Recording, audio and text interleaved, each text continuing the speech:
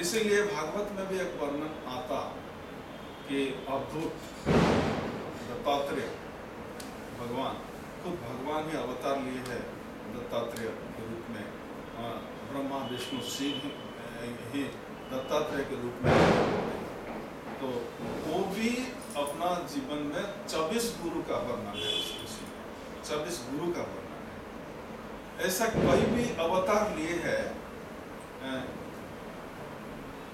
अपना अवतार, वो तो खुद माने ज्ञान के स्वरूप है, खुद भगवान तो ज्ञान की ही स्वरूप है। फिर भी जब अवतार लेते तो नर रूप लेके जब आते तो एक लीला के लिए, लोक शिक्षा के लिए, जैसा मानव का विकास हो सकता और अपना जीवन का लक्ष्य तक जा सकते, वो खुद भी जी के एक दृष्टांत बनाते। इसीलिए जितने भी अवतार पुरुष आए वो भी खुद गुरुकुल गए। राम भगवान आए, राम का गुरु वशिष्ठ बने। कृष्ण भगवान आए, वो भी गुरुकुल गए, सांदीपनि मुनि बन गए। तो वो खुद परम पुरुष होने के बाद, परम ज्ञाता होने के बावजूद भी वो भी गुरु ग्रहण करते, अर्थात जीवन का विकास के लिए, अपना लक्ष्य की ओर प्रस्थान करने के लिए, और खास करके अध्यात्म यात्रा के लिए, अध्यात्म यात्रा के लिए गुरु का बहुत ही जरूरी है। इसीलिए गुरु का आवश्यक है क्या, इसमें निसंदेह है। तो ऐसा दृष्टांत से ही पता चल जाता कि गुरु बिल्कुल जरूरी है, बिल्कुल जरूरी। कुछ ऐसा बहुत बिरला दृष्टांत मिलता जिनके जीवन में बिल्कुल गुरु ग्रहण नहीं किए हैं, ऐसा दृष्टांत लेके हम बोलने लगते कि गुरु का कोई आवश्यक नहीं है, गुरु का कोई आवश्यक नहीं है। लेकिन वो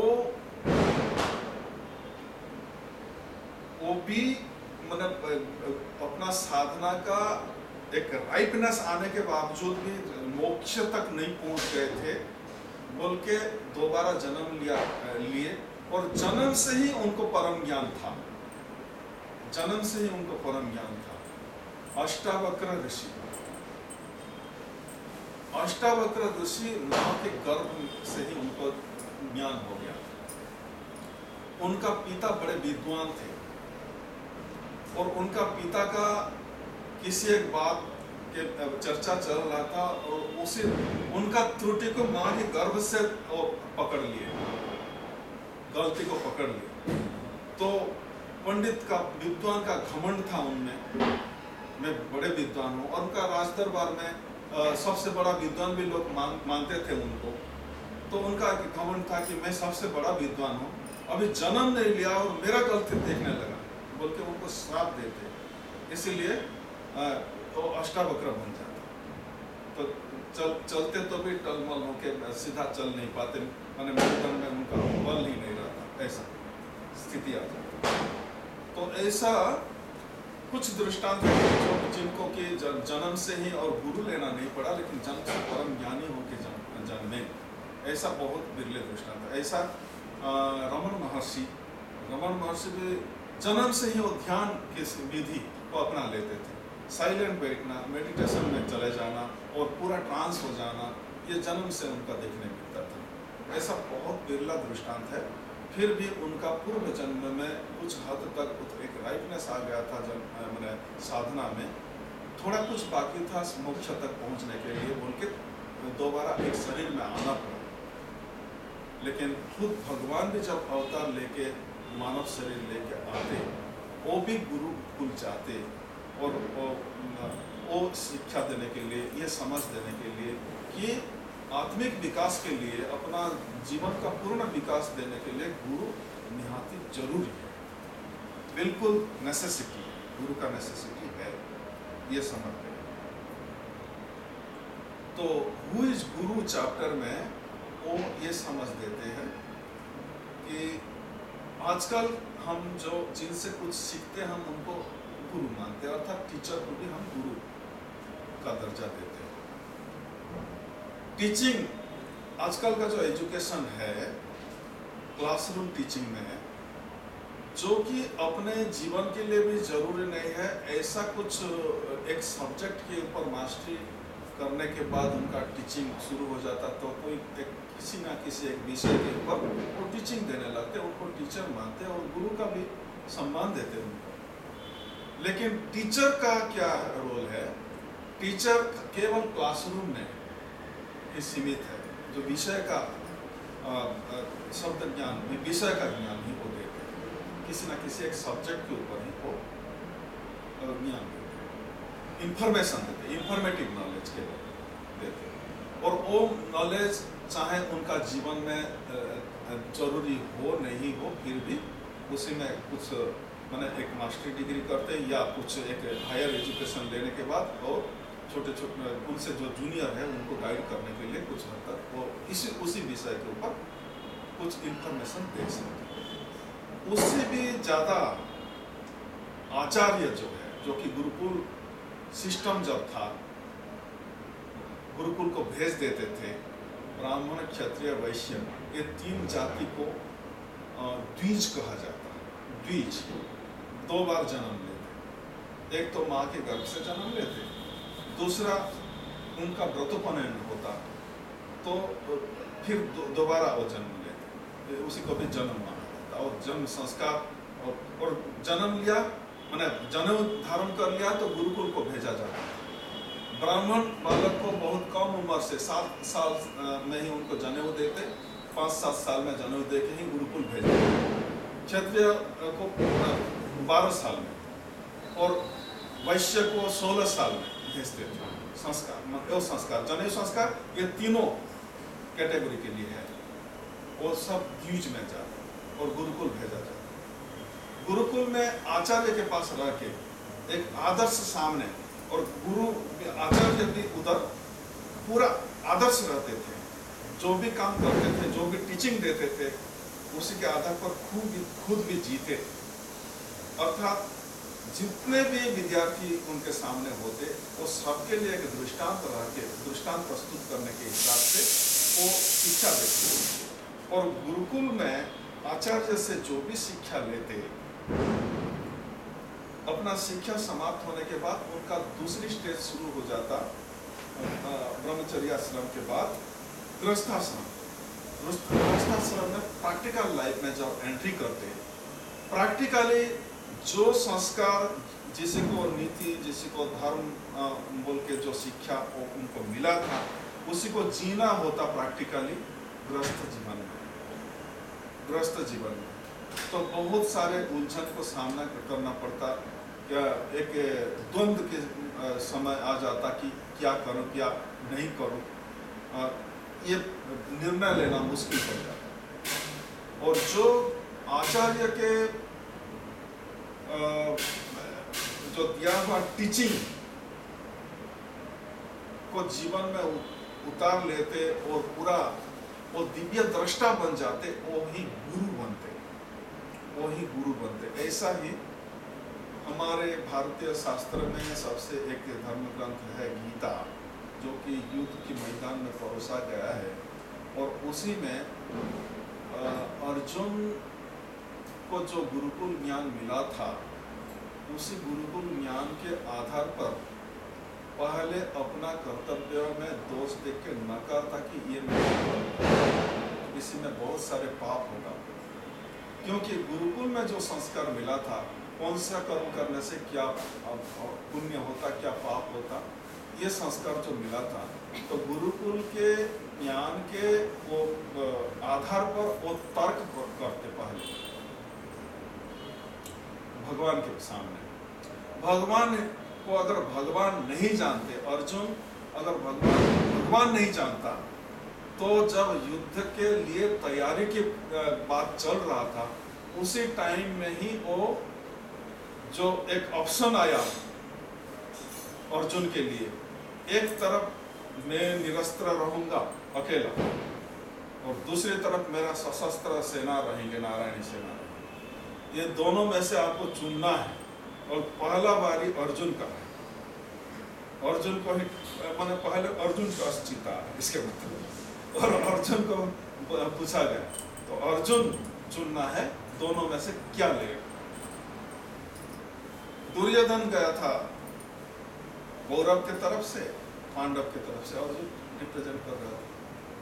तो पहला जब अर्जुन को चांस दिया गया तो दुर्योधन का धड़कन तेज होने लगा कि ये युद्ध के लिए तो सैन्य बल चाहिए, अस्त्र चाहिए, अगर ये पहले ले लिया तो मेरा आना ही बेकार हो गया।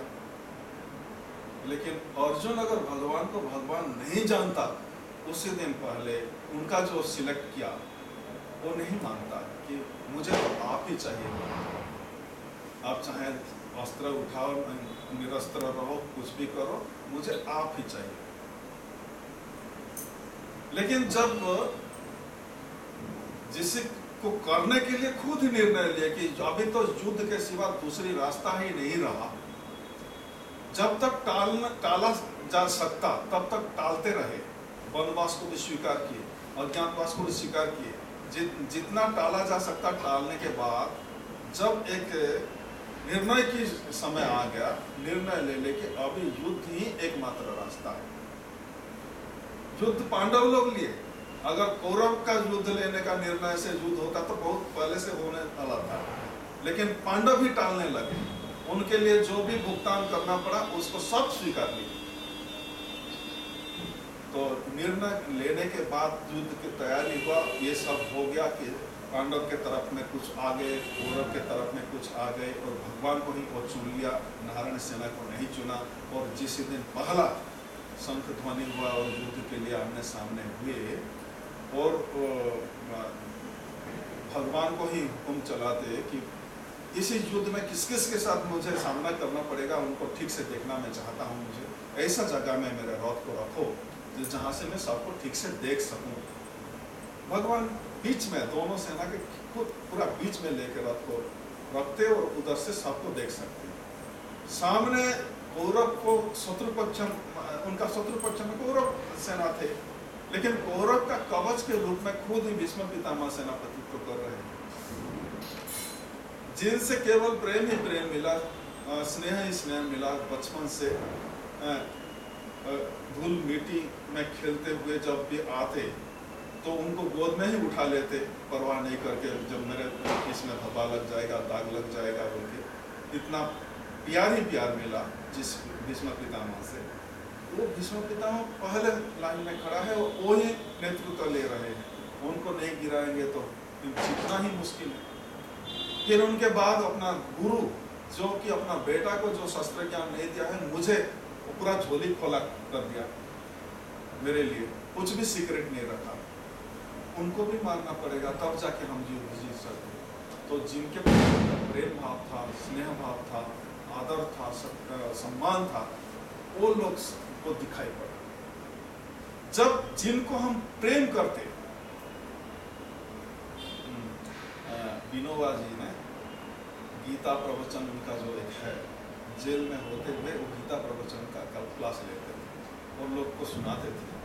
तो उसी में एक बात बताया, एक जज ने कोई भी निर्णय देते थे, डिसीजन सुनाते थे, तो फांसी की सजा, छोटे बड़े जो भी दोषी को आखिर में फांसी में लटका देते।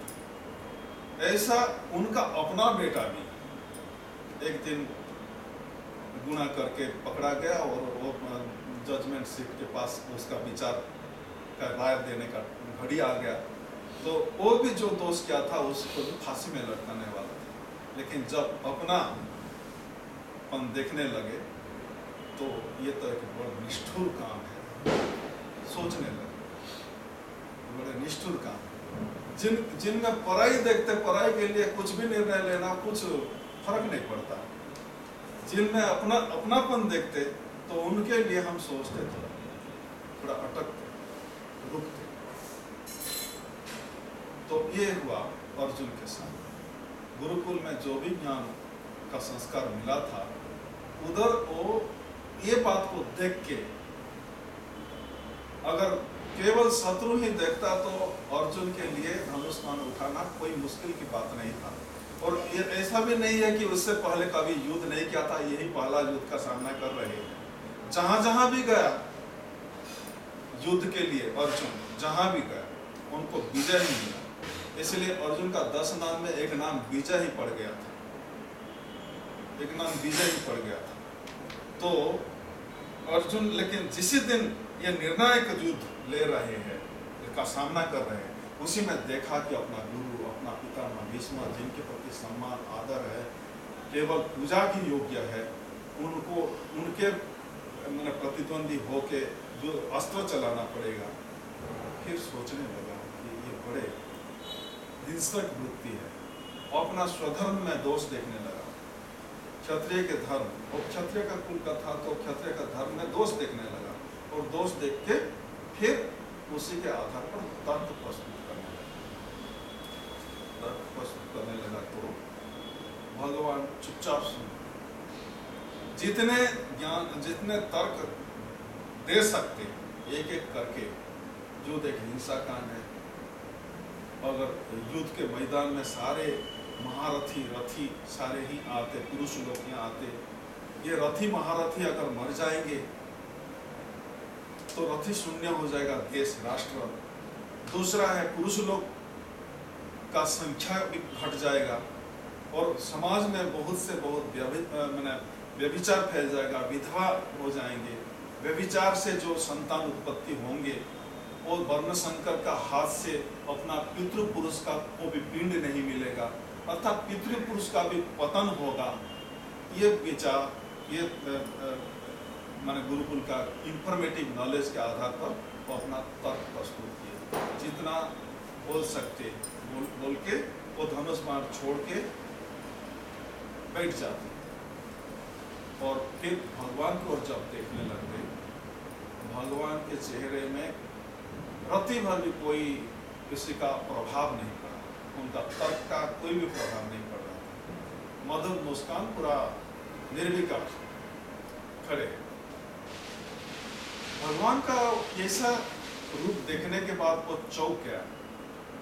मैं जिसी को ज्ञान समझ के इतना लंबा समय में वर्णन किया, अगर असलियत में ये ज्ञान होता, यही ज्ञान होता, तो भगवान तो जरूर उनसे ही, भगवान से ही सारे ज्ञान निकला है। भगवान का मुख निसृत सारे ही वेद है बना, और वेद के आधार पर ही हमको गुरुकुल में संस्कार दिया गया है। लेकिन यही रियलिटी होता, यही वास्तव होता, यही आखिरी सत्य होता, तो भगवान तो इस बात को सुन लेते। भगवान अगर निर्विकार खड़े हैं कि मतलब मेरे समझ में हो सकता कहाँ गलती कमी रह गया होगा, बोल के सरेंडर की भाव आता। शिष्यस्तेहं साधिमां प्रपन्नम, प्रपन्नता के साथ उनका चरण में जब शिष्यत्व की स्वीकार करते, खुद मुझे शिक्षा दो, क्या मेरे लिए श्रेय है, यत् श्रेय स्या निश्चितम ब्रूहितम में शिष्यस्तेहं साधिमां प्रपन्नम, क्या मेरे लिए श्रेय है, प्रेय नहीं, दो मार्ग है, प्रेय मार्ग भी है और श्रेय मार्ग भी है। इंद्रिय ग्राह्य, इंद्रिय के लिए जो सुखद होता वो मार्ग प्रेय मार्ग है, और श्रेय मार्ग जो आखिरी में अपना लक्ष्य तक ले लेता। श्रेयांश से बहुविघ्ना नहीं बोलते, श्रेय मार्ग चुन के जो अपनाते लोग, उसी में ज्यादा ही उनको झेलना पड़ता, उठाव चढ़ाव ज्यादा है, और उसी में ही बहुत सारे सामना करना पड़ता, अड़चन सामना करना पड़ता। श्रेय मार्ग क्या श्रेय है, वो अर्थात उनके मनोबल था, उनमें शरीर में बल था, वो विल पावर उनमें है, बोल के वो मेरे लिए श्रेय क्या है वो बताइए, मैं वही करूँगा, आपके मुंह से सुनना चाहता हूँ, और इसी हालत में मैं क्या करूँ। तो भगवान फिर उनका इतना बोल के जब शिष्यत्व का स्वीकार करके उनके चरण में शरणापन्न हो जाते प्रपन्नता के साथ, फिर when individual stop, जब माने जीव बोलना चालू रखता तो शिव चुप रहते हैं, भगवान चुप रहते हैं। इंसान जब तक बोल रहे हैं तो भगवान चुप खड़े रहते। जब इंसान भगवान के चरण में गिड़गिड़ाता और सरेंडर हो जाता, समर्पित हो जाता, तब भगवान का बोलना शुरू होता। गुरुदेव स्वामी शिवानंद जी भी प्रार्थना और ध्यान में फर्क क्या है? तो सेंटेंस में बड़े सुंदर डिफाइन किया है। तो प्रार्थना है कि जीव बोलता, प्रार्थना में जीव बोलता और भगवान सुनते, शिव सुनते। लेकिन मेडिटेशन में इंसान चुप रहता, भगवान बोलते। भगवान बोलते। मेडिटेशन वो है भगवान का आवाज सुनना, अपना आवाज बंद कर देना। तो यहाँ भगवान बोलना शुरू करते, अशोच्यानंद शोचस्तम प्रज्ञावादांश्च भासते। अर्जुन, तो विद्वान जैसा बात तो कर रहे हैं, अर्थात इंफॉर्मेटिव नॉलेज को, जो नॉलेज समझ के, ज्ञान समझ के तो जो तर्क प्रस्तुत किया है, विद्वान जैसा, इसी को लोग विद्वान का सर्टिफिकेट देते। आजकल पीएचडी डिग्री करने वालों को कुछ एक विषय के ऊपर मास्टर डिग्री करके, उसी का रिसर्च कोर्स करके पूरा डॉक्टरेट करते, उनको एक सर्टिफिकेट मिल जाता है।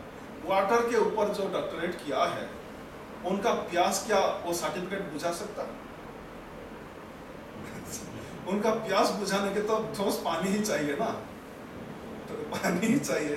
उनका डिग्री का सर्टिफिकेट तो नहीं प्यास बुझा सकता। जब प्यास उनको लगेगा, उनका डिग्री से तो प्यास नहीं बुझेगा।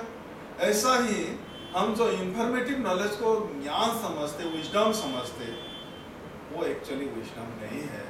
और जो कि ज्ञान की स्वरूप है, गुरु ही ज्ञान की स्वरूप है। गुरु ही ज्ञान की स्वरूप है। जब सरेंडर कर दिया तो वो बोलना शुरू किए। और अशोच्यानंद शोचस्तम, जिसके लिए सोचना नहीं करना चाहिए, जिसके लिए दुख नहीं करना चाहिए, आप ऐसा आदमी के लिए, ऐसा महापुरुषों के लिए आप दुख कर रहे हैं। अशोच्यानंद शोचस्तम प्रज्ञावादांश्च भासते। जैसा प्रज्ञावान व्यक्ति जैसा बात करते हैं, ऐसा बात तो कर रहे हैं, लेकिन ये प्रज्ञावान व्यक्ति का व्यवहार जैसा होता, आपका व्यवहार ऐसे का प्रमाण नहीं है। आपका बातों तो प्रज्ञावान व्यक्ति जैसा है, लेकिन व्यवहार, आपका वचन और वर्ता में बड़े फासला है। कर्मणि मनसि अन्यत्, कर्मणि अन्यत्, वचसि अन्यत्, दुरात्मना। और महात्मा कौन है? मनस्वेकम, वचस्वेकम, कर्मण्येकम। महात्मा मन में जो सोच है, ऐसा वचन में, ऐसा कर्म में। मन वचन कर्म में जो एक सा होते, वो ही प्रज्ञावान होते, वो ही महात्मा होते। और प्रज्ञावान, क्या लाभ हुआ, क्या क्षति हुआ, उसी में कोई फर्क नहीं होता, उसी में कोई रूप बदलता नहीं, उनका व्यवहार में कोई बदलाव नहीं होता। जन्म मृत्यु, जरा व्याधि, दुख सुख, लाभ क्षति, जय पराजय, ऐसा द्वंद्व उनको सता नहीं सकता। उसी को ही स्थिर बुद्धि वाला, प्रज्ञावान कहा जाता है। स्थिर बुद्धि वाला, स्थित प्रज्ञा का बात बताते हैं। तो प्रज्ञावान व्यक्ति का ऐसा, फिर आत्मज्ञान का विचार देते हैं। ऐसा करके आगे बढ़ाते हुए आत्मज्ञान, जो कि सर्वव्यापक सत्ता है, और आखिर में भगवान बोलते कि मैं ही सब कुछ हूँ, मैं ही सब कुछ हूँ, मैं ही मानवों में राजा हूँ। पांडवों में धनंजय हूँ बोलते, उनका नाम लेते। पांडवों में मैं धनंजय हूँ, सीजन में मैं स्प्रिंग सीजन हूँ, महीना में मार्गशीर, अभी ये पूनम के बाद आ जाएगा मार्गशीर महीना। ऋतु नाम कुसुमाकर, वसंत ऋतु। नदियों में गंगा हूँ, पहाड़ों में हिमालय हूँ, ऋषियों में अमुक हूँ,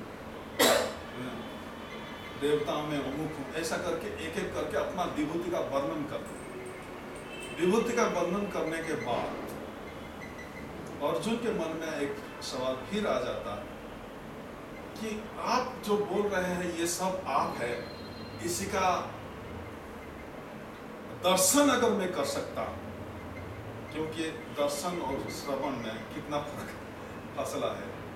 4 अंगूठे फंस गए, 5 अंगूठे, एक थप्पड़ भी फंस गया।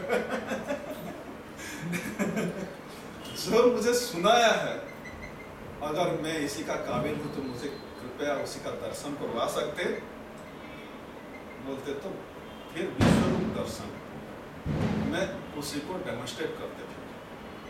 बोलते कि देखो आपका ये आंख विश्वरूप का दर्शन करने के लिए काबिल नहीं है, क्योंकि ये आंख अभी दिन के रोशनी में भी इतना लिमिटेड है। एक तो दूर नहीं देख सकता, जो दूर दूर है, जो है उसी को भी देख नहीं सकता, और जो नजदीक है लेकिन बहुत सूक्ष्म है उसी को भी देख नहीं सकता, जो नजदीक है उसी को भी देख नहीं सकता।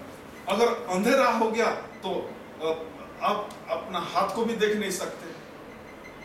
इवन रोशनी भी है, आंख भी है, नजदीक भी है, लेकिन पीठ में क्या हो रहा है नहीं देख सकते। इतना लिमिटेड आपका आंख का। इसलिए दिव्यम ददामि ते चक्षु पश्चिमे योगम ऐश्वर्यम। मेरा ऐश्वर्य को देखना चाहते हैं तो मैं आपको दिव्य चक्षु देता हूँ। दिव्य चक्षु देने के बावजूद भी अर्जुन का शरीर में वो क्षमता नहीं था। पहले तो उनका विभूति का दर्शन करवाए। देवता में मैं इंद्र हूँ, नर में मैं क्षत्रिय हूँ, माने राजा हूँ, महीना में अमुक, नदियों में अमुक, पहाड़ों में अमुक, अपना विभूति दर्शन कराए। बाद में जो विकराल मूर्ति, जितना नेगेटिव भी आप देख रहे हैं वो सब भी मैं हूँ।